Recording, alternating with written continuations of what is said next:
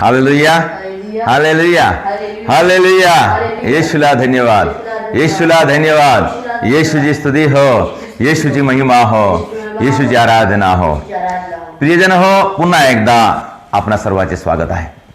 आजच्या या व्हिडिओमध्ये आपण मन लावून लक्ष लावून ऐकूया देव आम्हाला काय सांगत आहे.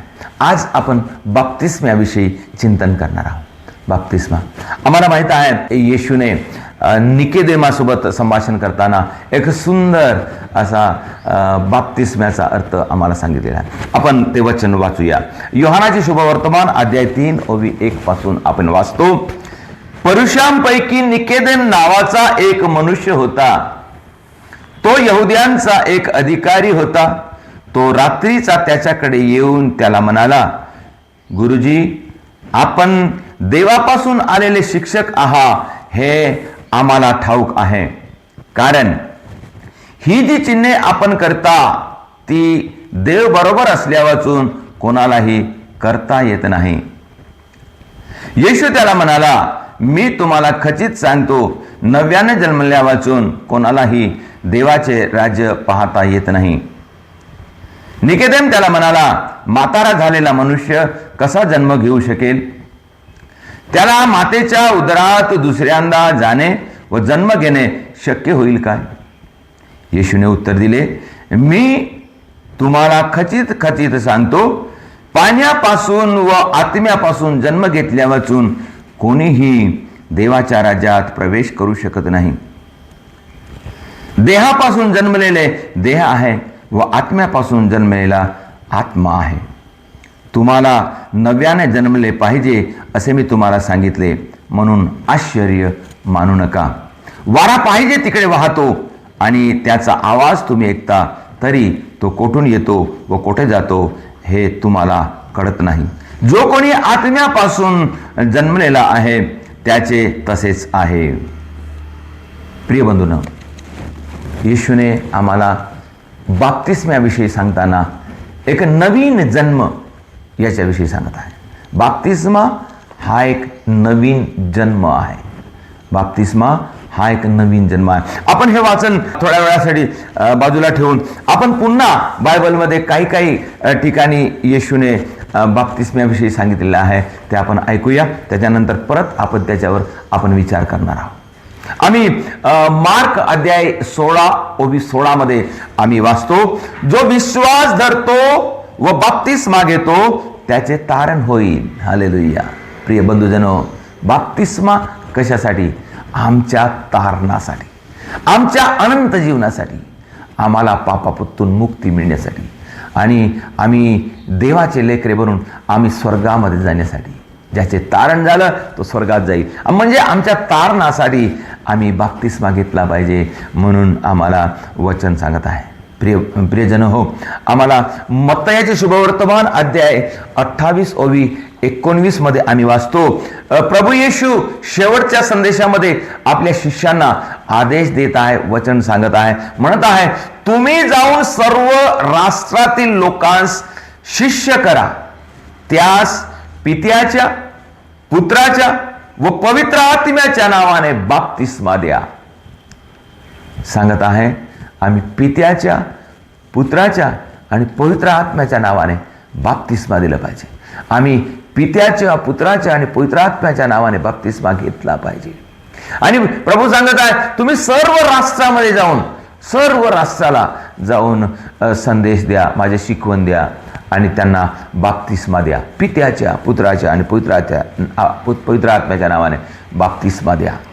आणि परत आम्ही वाचतो, प्रिय बंधुजनो, आम्ही लूक अध्याय 3 ओवी 16 मध्ये वाचतो. आम्हाला ह्या वाक्यामध्ये संत योहान आम्हाला सांगत आहे. संत योहान आम्हाला सांगत आहे, काय सांगत आहे?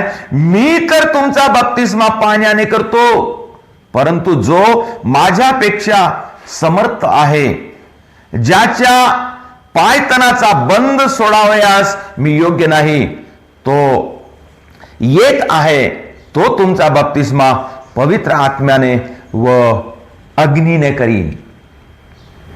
योहान म्हणत आहे, प्रियजन हो, मी तर तुमचा बाप्तिस्मा मी पाण्याने करतो, परंतु माझ्या मागे जो येत आहे तो माझ्यापेक्षा समर्थ आहे, तो माझ्यापेक्षा महान आहे. आणि म्हणून तो काय करणार आहे? तुमचा बप्तिस्मा पाण्याने व अग्नीने करणार आहे, आत्म्याने व अग्नीने करणार आहे. आणि अशा प्रकारे प्रिय बंधू आणि भगिनींनो, येशू जो आम्हाला बप्तिस्मा देतो तो आपल्याला अग्नीने व आत्म्याने देतो. Hallelujah, hallelujah, hallelujah. परत आपण प्रियजन हो, मत्तयाचे शुभवर्तमान अध्याय 3:11 मध्ये आम्ही वाचतो, असे लिहिलेलं आहे की तो पवित्र आत्म्याने व अग्नीने तुमचा बप्तिस्मा करील. म्हणजे आम्ही पाहतो की योहानाचा बप्तिस्मा फक्त पाण्याने होता आणि योहानाचा बप्तिस्मा फक्त आम्हाला पापाच्या क्षमेसाठी होता, परंतु येशूचा बप्तिस्मा आम्हाला पवित्र आत्म्याने आणि अग्नीने, आणि म्हणजे महान, आम्हाला खरोखर पवित्र बनवून, देवाचे लेकरे बनवून एक तारण देणारा एक बप्तिस्मा. प्रियजन हो, हे सगळ्या वेगवेगळ्या प्रकारे बप्तिस्मा किंवा वेगवेगळ्या बप्तिस्म्याच्या विषयी प्रभूचा संदेश आहे. तर नेमका आम्ही योहानाचे शुभवर्तमान अध्याय 3:1 पासून 9 8 आम्ही वाचलो. त्याच्यामध्ये नेमकं बप्तिस्मा म्हणजे आहे काय आपण समजण्याची गरज आहे. तर बप्तिस्मा प्रभू येशू म्हणत आहे, नव्याने जन्म घेतल्या वाचून कोणालाही स्वर्गामध्ये जाता येणार नाही. हे नव्याने जन्म घेणे म्हणजे काय आहे?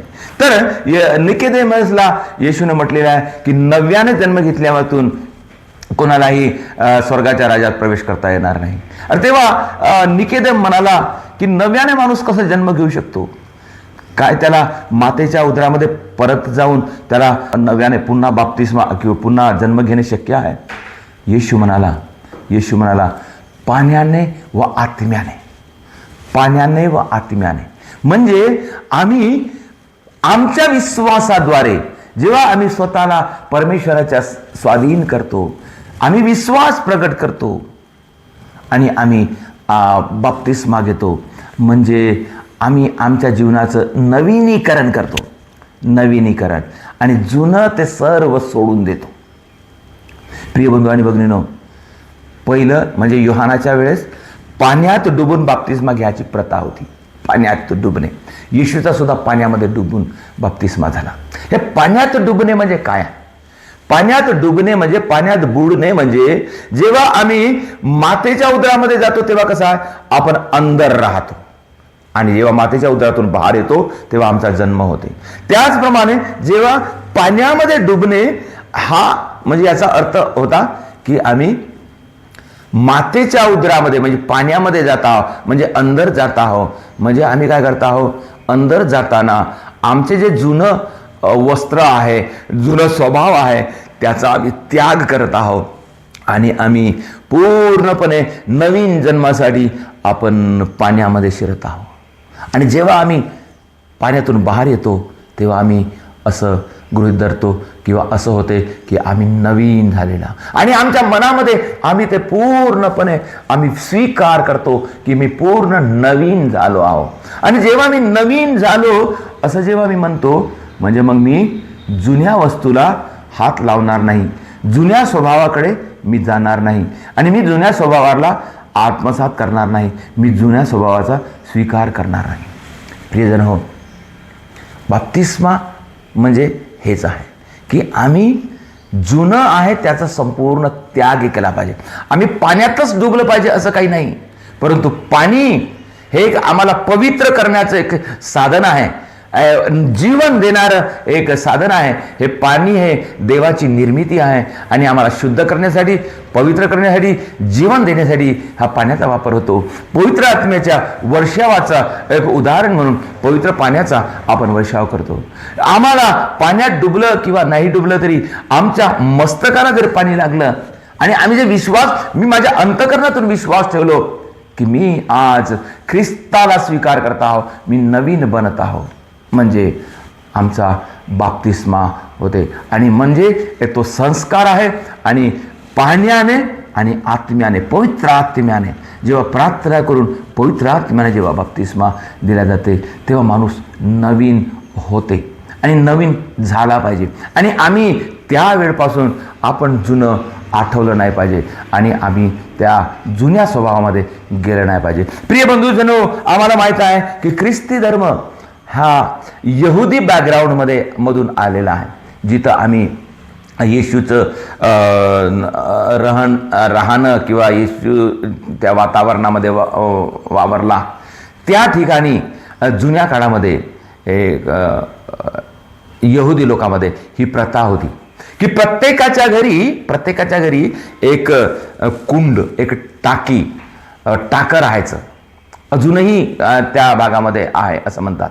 आणि त्या टाकं म्हणजे जेव्हा आपल्या जीवनाचं आम्ही नवीनीकरण करतो तेव्हा त्या टाक्यामध्ये बुडून आपण निर्णय घेतो की आजपासून माझं जे जुनं आहे ते मी सोडून देतो आणि नवीन स्वभाव मी धारण करतो. आणि विशेष करून समजा एखाद्या कुटुंबातून एक स्त्री, एक मुलगी लग्न होत आहे, तर ती काय होत आहे, आजपर्यंत लग्नापर्यंत ती आईवडिलाची होती, आजपर्यंत ती आईवडिलाचं ऐकत होती किंवा तिच्या गुरुज्ञानाचं ऐकत होती किंवा तिच्या मित्रमंडळीची ऐकत होती. कदाचित तिच्या जवळचे काही मित्र असतील त्यांचं ऐकत होती, त्यांच्या म्हणण्यानुसार चालत होती. परंतु आता ती एक नवीन निर्णय घेऊन एक नवीन वराची होणार आहे. तर तेव्हा तिचा पूर्ण बदल होण्यासाठी म्हणून एक त्याचं प्रतीक म्हणून त्या मुलीला त्या टाक्यामध्ये, त्या पाण्यामध्ये बुडवायचे आणि त्याच्यापूर्वी तिला तयार करायचे की आता तुझं जे जुनं आहे ते सर्व आता तू सोडून देणार. आमच्या आजपासून तुझा माझा संबंध नाही, आता तो पूर्णपणे वराची होशील. ह्या भावनेने तिला टाक्यामध्ये बुडवायला लावत होते.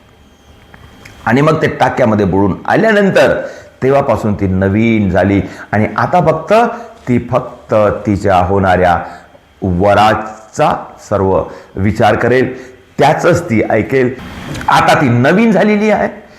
ती आता जुनं सर्व सोडून दिलेली आहे, जुन्या स्वभावाचा त्याग केलेली आहे आणि आता ती फक्त वराचंच एक विचार तिच्या मनात ठेवणार आणि ती संपूर्ण वराची झाली आहे. त्याचप्रमाणे प्रिय बंधू आणि भगिनींनो, आम्ही सुद्धा बाप्तिस्म्याच्या नंतर पूर्णपणे वराचे झालेले आहोत. आमचा वर प्रभू येशू आहे. आम्ही ख्रिस्ती मंडळी हे प्रभू ख्रिस्ताची एक मंडळी आहे किंवा वधू आहे, ख्रिस्ताची वधू आहे आणि तो आमचा वर आहे. आणि म्हणून आम्ही संपूर्ण आमचं जीवन त्याचे बनून जीवन जगलं पाहिजे. प्रिय बंधू आणि भगिनींनो, काही लोकांना बाप्तिस्मा झाल्यावरही सुद्धा आम्ही आमचे जुने स्वभाव सोडत नाही किंवा वाईटाचा त्याग करत नाही, तर त्या ख्रिस्ती जीवनाला अर्थ नाही. तर म्हणून आम्ही जेव्हा बाप्तिस्मा घेतो किंवा ख्रिस्ती बनतो तेव्हा आम्ही ख्रिस्ताला स्वीकार करतो, तर आम्ही संपूर्ण ख्रिस्ताचे झालं पाहिजे. आमच्या वागण्यामध्ये, आमच्या बोलण्यामध्ये, आमच्या व्यवहारामध्ये, आमच्या विश्वासामध्ये, आमच्या लेनदेनमध्ये, आमच्या स्वभावामध्ये पूर्णपणे आम्ही ख्रिस्ताचे झालं पाहिजे. तेव्हाच आमचं नवीनीकरण होते. म्हणजे त्याचप्रमाणे एक मातेच्या उदरामध्ये मधून जेव्हा एक व्यक्ती बाहेर येते, तशा प्रकारे आम्ही आमच्या विश्वासाने आम्ही बनलं पाहिजे आणि आमचे नवीनीकरण झालं पाहिजे. म्हणून प्रभू येशूनं म्हटलेलं आहे, बालकांना माझ्याकडे येऊ द्या. बालकासारखं तुमचं हृदय झाल्याशिवाय तुम्हाला स्वर्गाच्या राज्यात जाता येणार नाही. म्हणजे बालकासारखं पवित्र, शुद्ध, निर्मळ, विनम्र असं हृदय आम्हाला करणे आहे. आणि जेव्हा आम्ही ख्रिस्ती होतो, आम्ही बाप्तिस्मा घेतो, तेव्हा आम्ही असं आपलं हृदय बनवलं पाहिजे. प्रिय बंधू आणि भगिनींनो, देवावर विश्वास ठेवूया आणि आम्ही बाप्तिस्म्याचा अर्थ समजून, आम्हा सर्वांचा बाप्तिस्मा झालेला आहे, आम्ही बाप्तिस्म्याचे फळ देणारे ख्रिस्ती मंडळी होण्यासाठी प्रयत्न करूया. आणि आम्ही बाप्तिस्माला आपण आठवण करून आम्ही एक चांगले ख्रिस्ताची मंडळी म्हणून आपण विश्वासाचं जीवन जगूया.